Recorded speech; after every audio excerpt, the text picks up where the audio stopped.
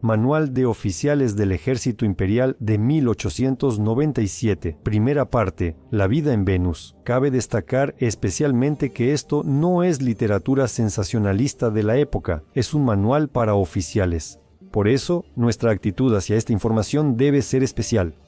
Porque si esto lo sabía el alto mando del ejército, uno puede imaginar el nivel de comprensión que tenían los oficiales y las relaciones causa-efecto de los acontecimientos que podían establecer, rastreando la profundidad de los procesos que traen cambios al mundo que nos rodea, la vida en Venus.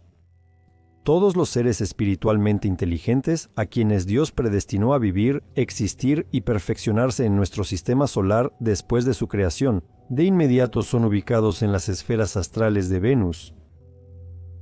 Al llegar a estas esferas en un cuerpo astral, tienen la oportunidad de estar invisibles para las personas de Venus entre ellos, familiarizarse con sus costumbres, modales, hábitos y forma de vida. El espíritu protector al que han sido encomendados por el propio Dios los guía por el planeta y dirige su atención al bien y al mal que hacen las personas de Venus. Les muestran toda la diferencia entre ellos, los previenen contra el mal y hacen todo lo posible por despertar en ellos buenos deseos y el anhelo de imitar el bien. El espíritu protector, al indicar la dirección de la actividad que debe tomar el ser que le ha sido encomendado, elige el tipo de vida que es más útil para que adopte al nacer en Venus y lo familiariza en detalle con todas sus particularidades. Él intenta enseñarle a su protegido que inicia su vida en un planeta muy difícil, lleno de tentaciones, vicios, enfermedades y privaciones. Pero que todas sus vidas futuras dependen de los buenos resultados de esta vida. Por lo tanto, debe esforzarse por vivirla lo mejor posible. Debe vivir en Dios y en el amor al prójimo.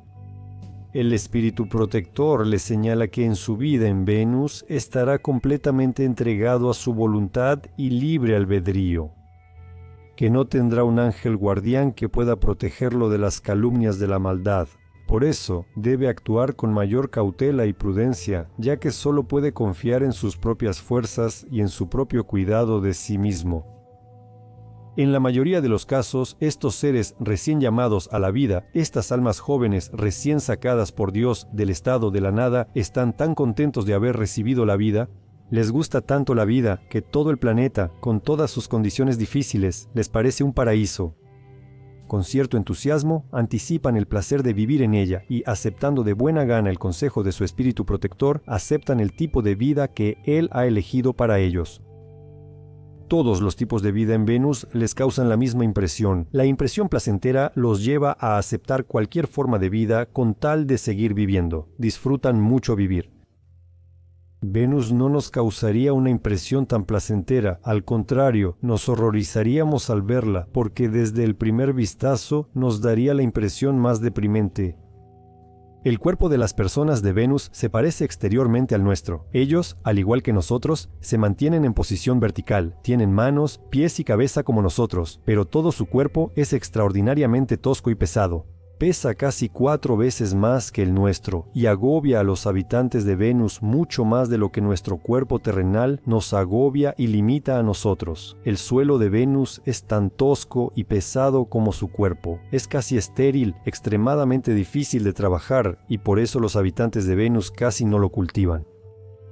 El agua en Venus es tan densa como el mercurio, así podríamos caminar sobre ella sin dificultad. El aire del planeta Venus nos daría más la impresión de ser como nuestra agua que como nuestro aire, ya que este aire dificulta notablemente el movimiento. La vegetación es increíblemente tosca y poco atractiva. Casi no hay flores brillantes en el planeta, en ningún lugar, en nada. Los árboles son unas 10 veces más altos que los más grandes que tenemos. Sus troncos son tan gruesos que en un solo hueco pueden vivir varias familias. Los árboles son de una estructura tan resistente que los habitantes de Venus aún no han encontrado la manera de talarlos, no tienen las herramientas ni los dispositivos adecuados para ello. El follaje de árboles y arbustos es marrón y sombrío, sin hojas suaves visibles. Todo esto es muy elástico, se dobla pero no se rompe, todos son protuberancias y crecimientos, nudoso, retorcido y poco atractivo. Entre estos árboles también hay árboles frutales, pero sus frutos están cubiertos por una cáscara muy áspera, son secos y no tienen buen sabor. Son muy parecidos a nuestras nueces o piñas de abeto, pero de un tamaño enorme y sus cáscaras son tan duras que el habitante de Venus no puede abrirlas sin herramientas especiales. La hierba se parece a nuestro carrizo, es extremadamente fuerte y elástica, incluso las flores son de colores oscuros, sucios e indefinidos. En general, el paisaje de Venus es sumamente poco atractivo y extremadamente severo. En Venus hay muchos animales, especialmente especies depredadoras, también son toscos y pesados como toda la naturaleza de Venus. Entre ellos hay criaturas gigantes, todas feroces, codiciosas y voraces. Las personas habitan huecos de árboles, chozas subterráneas, cuevas y chozas de ramas, siempre en grandes y unidas comunidades. Ni siquiera tienen la costumbre de tener una habitación o un espacio para una sola persona donde alguien pueda estar solo, concentrarse o descansar. Pero todos duermen y comen juntos, varias familias en una misma choza o cueva. En Venus, el hombre es esclavo de su organización, pasiones, caprichos y desenfreno. Las necesidades del cuerpo esclavizan al hombre, y él no tiene suficiente fuerza de voluntad para resistir ni mínimamente el impulso de su débil naturaleza. Las personas de Venus son extremadamente sensibles al clima y a los cambios de temperatura, y en general son muy propensas a las enfermedades. Su salud se ve afectada por las causas físicas más pequeñas y se recuperan muy lentamente. Las personas en Venus en general son poco enérgicas y su fuerza física apenas les alcanza para mover su cuerpo. Caminan despacio y se cansan rápido, pero siguen siendo muy orgullosos, tercos, arrogantes y de carácter obstinado. Todos quieren salirse con la suya y no ceder en nada. Entre ellos hay constantes disputas y guerras. Se matan unos a otros con total impunidad. Ahí reina el más fuerte en todo el sentido de la palabra, el que puede, manda. Y celebran, el fuerte mata al más débil y de inmediato lo devora crudo, sin preocuparse siquiera de que el vencido aún esté tibio y no del todo muerto. En general, en Venus se alimentan casi exclusivamente de carne, comen animales, comen gente y todo lo que cada quien pueda conseguir para su sustento. No es raro que una madre coma a su hijo crudo sin preparación previa, porque no pueden asar o cocer los alimentos. Como en todo el planeta no hay fuego, ni siquiera saben qué es el fuego. En general, no se cuidan a sí mismos ni a su planeta en absoluto. Las sobras, los restos de comida y de sus viviendas, toda la basura se queda ahí mismo, en sus casas y por todas partes a su alrededor. Todo eso se pudre, contamina el aire, el agua y la tierra y causa enfermedades. Mueren cientos y miles de personas, sus cuerpos se pudren cerca de las casas, bestias salvajes destruyen comunidades enteras, ya que el ser humano no sabe defenderse ni protegerse de las bestias. Nadie quiere trabajar para los demás, nadie quiere defender ni ayudar al otro, por eso no hay posibilidad de formar ninguna sociedad para algún tipo de defensa. Todos piensan solo en sí mismos y ven a los demás como enemigos. Sin amistad, amor ni compasión. Viven juntos ahí, pero eso no les impide estar distantes de alma y en cada oportunidad muestran abiertamente su odio. En Venus no hay ciencia y la idea de Dios y las virtudes es muy limitada. A los habitantes de Venus, Dios no les dio un ángel guardián propio, como a los de la Tierra. Los habitantes de Venus están completamente entregados a su propia voluntad, y cada uno vive como quiere, según lo que le permite su conciencia y su mente ignorante. Sin ninguna indicación superior, sin ninguna guía de espíritus protectores, subtítulos creados por Dima Torsok.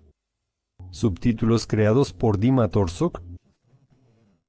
¿Cómo no se debe vivir y hasta qué profunda caída puede llegar una persona viviendo por su cuenta y sin pedir la ayuda de Dios?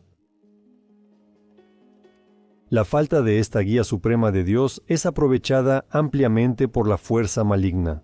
Esa fuerza se ha apoderado positivamente de todo el planeta y de manera invisible para las personas las induce a cometer malas acciones. violar la voluntad de alguien o forzar a una persona a hacer el mal que no quiere hacer. Por supuesto, no puede hacerlo en Venus, al igual que en la Tierra o en cualquier otro lugar del universo, pero provocar desde los rincones más profundos del alma de cada uno un sentimiento o inclinación maligna afín a ella le resulta incomparablemente más fácil en Venus que en cualquier otro lugar, porque el habitante de Venus por sí mismo no es capaz de oponerle ninguna resistencia, y no tiene un ángel guardián que pueda protegerlo en todo momento y advertirle del peligro que lo amenaza. Sin duda, todos los deseos y tendencias malignas en cada persona eventualmente se manifestarían por sí solos. La fuerza maligna en realidad beneficia a las personas al provocar sus acciones y acelerar su reacción. Por este servicio que presta la fuerza maligna, la persona de Venus solo debe agradecerle, ya que realmente le brinda una gran ayuda al acortar el tiempo de su estancia en esta vida difícil. La vida en Venus realmente es de corta duración, es la mitad de corta que nuestra vida en la Tierra. Rara vez alguien en Venus vive más de 50 de nuestros años. Aunque la vida en Venus es difícil, la gente se despide de ella con menos ganas que en la Tierra. La muerte les asusta aún más que a los habitantes de la Tierra, y ninguna enfermedad ni sufrimiento puede hacer que deseen su propia muerte o siquiera que se resignen a su destino. Luchan contra la muerte como contra su peor enemigo, y al mismo tiempo no son capaces de provocar ni una gota de compasión ni una palabra de consuelo en ninguno de los que los rodean, y mueren sin estar en paz con su conciencia, sin saber qué es la muerte, a dónde lleva ni para qué es necesaria. Tras su muerte, las personas viven en las esferas astrales de Venus y, guiadas por espíritus protectores, hacen un balance de la vida que vivieron. Ellos recuerdan su vida, todas sus acciones y todas sus maldades. El espíritu protector los lleva a otros planetas, les muestra cómo viven las personas con un mayor desarrollo moral, los lleva a la Tierra y a Marte. Les señala la diferencia entre cómo deberían haber actuado y cómo realmente se comportaron y actuaron. Les enseña el bien, trata de despertar en ellos el arrepentimiento y el buen deseo de corregirse. Si una persona empieza a notar que es pecadora, comprende la diferencia entre el bien y el mal y decide corregirse, entonces la difícil tarea de vivir en Venus para esta alma joven e inexperta puede considerarse terminada. Venus es un planeta de prueba. Venus es el objetivo de vida establecido por Dios en ella, es provocar los lados oscuros y malvados de las cualidades del alma siempre y cuando todos ellos hayan sido provocados. Si la persona los ha reconocido en sí misma y también ha comprendido que sin la ayuda de Dios no puede enfrentarlos sola, le pide a Dios que le ayude en esto. Si él solo toma decisiones sinceras de corregirse en la vida futura, entonces se considera que sus pruebas en Venus han terminado y esa alma se presenta ante el juicio de Dios. En el juicio de Dios, el alma promete de manera plenamente consciente y voluntaria a Dios corregir con su vida futura los pecados y malas acciones pasadas, y redimir todo el mal que ha traído al mundo. Después de esto, Dios la bendice para la vida en la tierra, le concede nuevos dones de su gracia, la renueva y de nuevo, el alma renacida llega a las esferas de la tierra, y con nuevas fuerzas y un corazón aliviado, inicia su nueva actividad vital. El traslado de los habitantes de Venus a la Tierra ya de por sí representa para él una gran recompensa. La vida en la Tierra, después de una vida difícil en Venus, le parece un verdadero paraíso. No puede desear nada más para sí mismo, porque una vida aún mejor y más elevada no la comprendería. Y no podría darle tanta felicidad como la vida en la tierra, con la que ha soñado durante mucho tiempo, que entiende, que le es accesible y que representa el ideal de sus aspiraciones. Parte 2. Vida en la Tierra y Marte.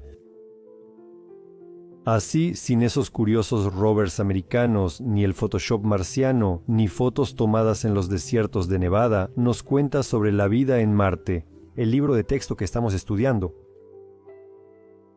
Con esta publicación continuamos familiarizándonos con el libro de texto para los oficiales del zar. No es un secreto que los documentos de esa época están falsificados, distorsionados, incompletos o sustituidos por la historia oficial. Sin embargo, cabe señalar que todas estas intrigas son un filtro, una especie de tamiz que sirve para seleccionar a los elegidos. Aquellos que desean el conocimiento, quienes realmente lo quieren, lo conseguirán. Para los demás, para quienes no hacen el esfuerzo, ese conocimiento les será perjudicial. Sobre la vida en la Tierra se ha escrito mucho en los libros de texto, principalmente reflexiones morales y filosóficas. Son unas 50 páginas o más, así que solo describiremos cómo se traslada el alma de un planeta a otro. Bueno, y después, sobre la vida en Marte, publicaremos todo ese material que ya tenemos sobre la vida en la Tierra. Al principio, después de su transición a la Tierra, la persona vive en las esferas astrales de la Tierra, en cuerpos astrales, en un grado de materialidad correspondiente a esa esfera que ya es incomparablemente más sutil que la esfera de Venus. Aquí se familiariza con la vida terrenal en todos sus detalles y, bajo la guía de los espíritus protectores, se prepara para entrar en ella. Ahora él mismo elige el tipo de pruebas de vida que le parecen más útiles para su corrección. El espíritu protector solo lo aconseja y guía en su elección. Al mismo tiempo, el espíritu protector ya le impone ciertas obligaciones de supervisión sobre alguna parte del universo. Le encomienda el cuidado de algunos animales, peces, aves o insectos, o le encarga dirigir ciertos fenómenos de la naturaleza, o supervisar o guiar los fenómenos del reino vegetal, o cualquier cosa para la que esa persona resulte ser más capaz. Nadie debe negarse a poner sus medios y fuerzas para cumplir los designios divinos, participar en el movimiento general del proceso mundial y trabajar bajo la guía y enseñanza de los espíritus protectores. Tras descansar de la difícil vida anterior en Venus, adaptándose a la vida en la Tierra y eligiendo el tipo de pruebas terrenales que enfrentará, la persona nace en la Tierra en un cuerpo físico denso, con la intención más decidida y sincera, con buenas acciones en esta vida, cubrir todos los pecados y maldades que cometió en Venus, y así redimir el mal que trajo al mundo.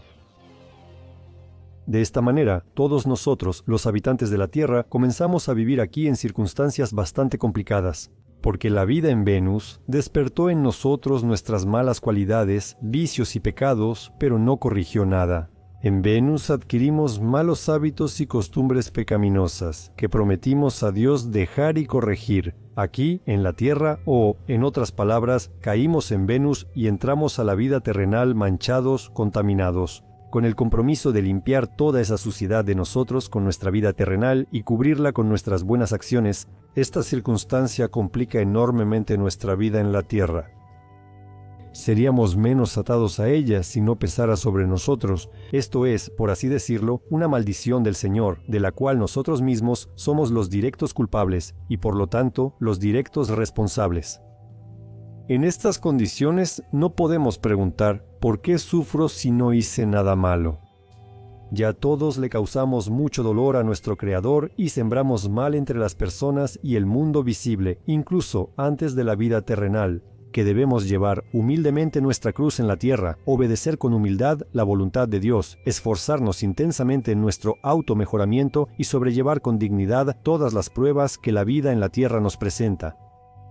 La Tierra es un planeta de expiación de pecados, y por eso el objetivo principal de la vida en la Tierra es, primero, deshacerse del hábito pecaminoso que adquirimos viviendo en Venus, y en general, alejarnos y desapegarnos del mal. En segundo lugar, habituarnos al bien y desarrollarlo en nosotros. Y, en tercer lugar, con buenas acciones hechas en la Tierra, cubrir y expiar todo el mal que hemos traído al mundo exterior, a nosotros mismos y a los seres que nos rodean, junto con todas sus consecuencias. Al comprender el significado principal del propósito de la vida terrenal, cualquiera entenderá que la Tierra aún no es un planeta de felicidad o bienaventuranza, sino un planeta de trabajo arduo e intenso sobre uno mismo y sobre todo nuestro ser interior.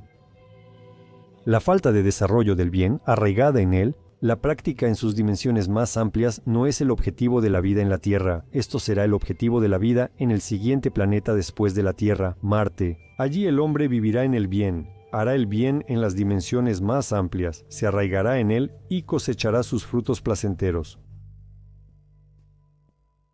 ¿La vida en Marte? La bendición de Dios al trasladar su actividad vital de la Tierra a Marte siempre es recibida con gran entusiasmo por el hombre. porque él, viviendo en las esferas de la Tierra y visitando Marte, ya se ha familiarizado desde hace tiempo con la vida allí. Por eso sabe que la vida en las esferas astrales y el planeta Marte es mucho mejor que en la Tierra y sus esferas astrales. Por eso, él agradece sinceramente a Dios por sus misericordias, entendiendo que el ser humano no puede esperar un paraíso mejor de Dios. La vida y aspiraciones de los habitantes de Marte son totalmente comprensibles para los humanos de la Tierra. En Marte no existen tareas difíciles o imposibles y las condiciones son tan cómodas que en la Tierra ni siquiera se soñaba con eso.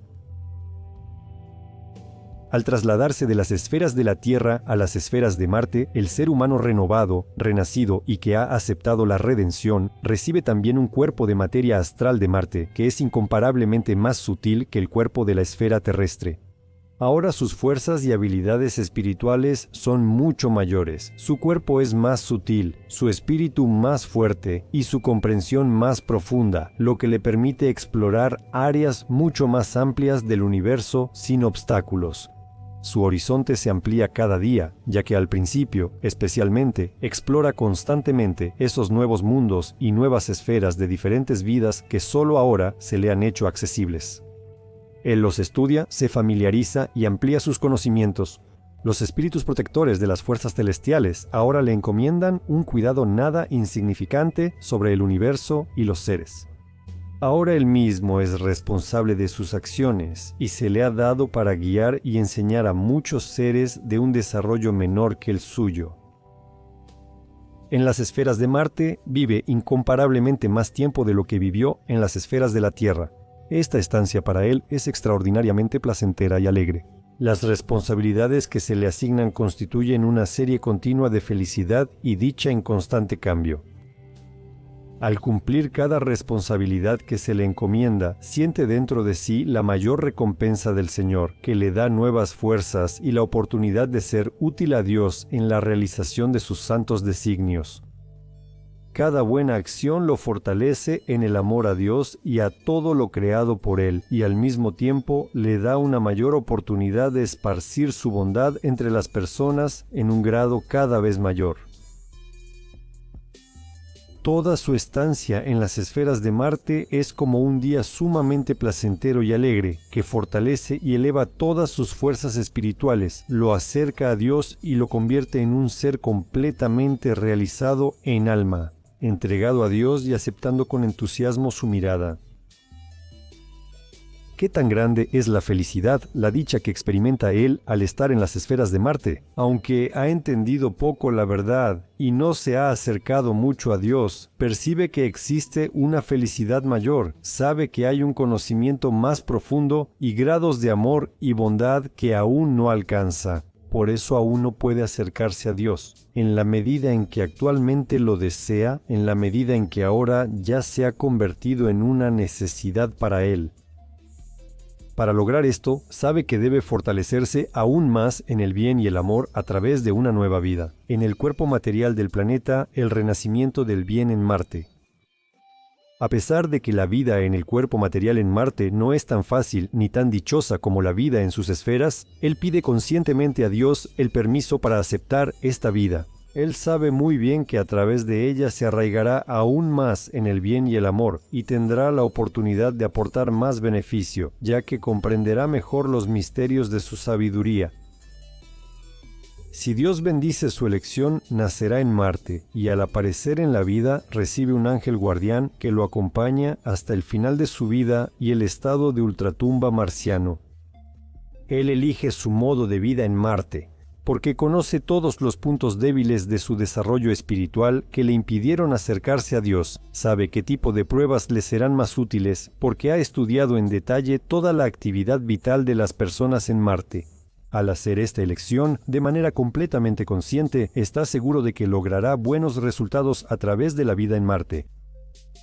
Porque la conciencia de la vida y las tareas vitales del planeta Marte no están tan ocultas para las personas como lo están en la Tierra. Las condiciones de vida son más fáciles y agradables.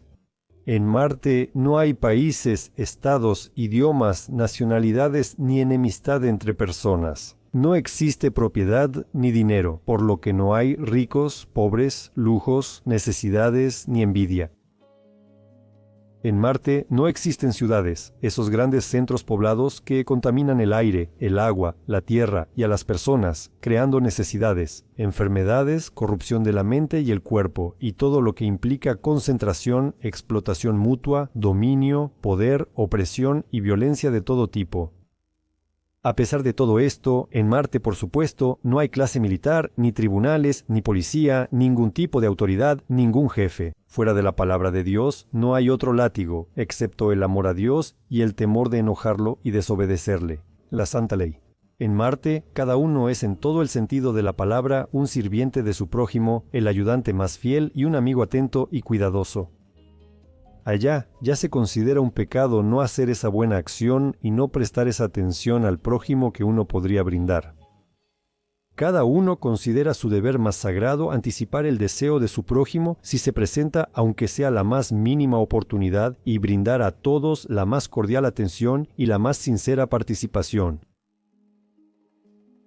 En Marte, toda persona es un propietario con los mismos derechos de los dones y comodidades, y al mismo tiempo el trabajador más concienzudo. Siempre está dispuesto a dedicar todas sus actividades y esfuerzos a mejorar y preservar su planeta, así como a aumentar su productividad. El lujo y el exceso de reservas de cualquier cosa ya son considerados pecado, porque aquello que permanece improductivo, sin uso ni necesidad para uno, podría servirle de provecho a otro, y por eso esto es un robo. Principalmente, toda la atención y cuidados de los habitantes de Marte están dirigidos al cultivo de la Tierra y a lo que crece en ella, ya que en Marte, tanto las personas como los animales se alimentan exclusivamente de comida vegetal y sobre todo de frutos. En el planeta, el concepto de asesinato no existe con ese nivel de detalle. Solo su Dios tiene derecho a quitarla y nadie más, y todos deben, siguiendo el ejemplo del Creador, aumentar la vida, pero no destruirla. En Marte, si contamos la duración del tiempo según nuestro calendario, las personas viven en promedio hasta 500 años. El suelo de Marte es mucho más suelto y ligero que el nuestro. Podríamos compararla en cuanto a peso, solo con la pluma más ligera o la nieve esponjosa, y definitivamente no podríamos caminar sobre ella. La materia de Marte es rara y ligera. Su agua no saciaría nuestra sed y casi podríamos respirar en ella. Por eso su aire es enrarecido. Y todo lo que existe en el planeta es ligero y delicado. No se puede decir de los habitantes de Marte que ganan su pan con el sudor de su frente, porque para ellos el trabajo es un entretenimiento agradable y nada pesado. Toda la tarea de la agricultura, por ejemplo, se reduce a criar las mejores nuevas especies de plantas. Además, los habitantes de Marte tienen máquinas perfectas y abundancia de motores gratuitos, algo que nosotros, los de la Tierra, ni imaginamos. Ellos utilizan diferentes máquinas automáticas, herramientas y una gran variedad de dispositivos junto con sus motores gratuitos. En Marte hay muchas plantas que brillan por la noche y se encienden con luces de diferentes colores. Los habitantes de Marte aprovechan esta cualidad en gran medida. En noches oscuras, los jardines parecen iluminados como de día. El hogar es un espacio de descanso y oración, por eso cada quien tiene su propia habitación especial. Esta condición se considera obligatoria y nadie se aparta de ella. En Marte, la gente toma ropa nueva en la fábrica y deja la vieja ahí, sin tener ropa de sobra. En general, la gente de Marte se parece a nosotros. Se podría decir que tienen exactamente nuestro aspecto si no fuera porque son incomparablemente más bellos, elegantes y mucho más ligeros y gráciles en todos sus movimientos, modales y maneras. En sus ojos y apariencia destaca la semejanza con los nuestros: inteligencia, confianza, voluntad y vitalidad. La belleza, modestia, elegancia y gracia de las mujeres asombran en todos sus gestos y movimientos, definitivamente llevada a tales grados tan altos que cada uno de nosotros, habitantes de la Tierra, se inclinaría ante cada una de ellas y quedaría absolutamente maravillado. Hombres y mujeres tienen los mismos derechos y se visten casi igual, sin detalles insignificantes. El modo común de desplazarse en Marte es volar por el aire, tanto en apariencia como en forma. Los aparatos voladores son muy variados y usan diversos motores, principalmente eléctricos, aunque algunos se controlan con la fuerza de la voluntad. En todas las reuniones alegres participan no solo las personas, sino también sus ángeles guardianes. Ellos, como las personas, se divierten, corren libres, conversan o se dedican a la música y el canto. También existe en Marte una enfermedad que, según se entiende, causa gran tristeza y melancolía en la comunidad. De vez en cuando aparecen en Marte personas que aún no han perdido del todo sus costumbres y tendencias terrenales. Algunos de ellos desean gobernar, otros permiten de mala gana que se use lo que consideran su propiedad y empiezan a esconder sus pertenencias, y guardan para sí lo que no necesitan y lo que no están usando en ese momento. Este comportamiento hace que inmediatamente se les preste atención. Además, su cuerpo, por su corrupción moral, se vuelve más tosco y adquiere rasgos del hombre terrenal. Por lo tanto, no puede ocultar su enfermedad a los demás de ninguna manera.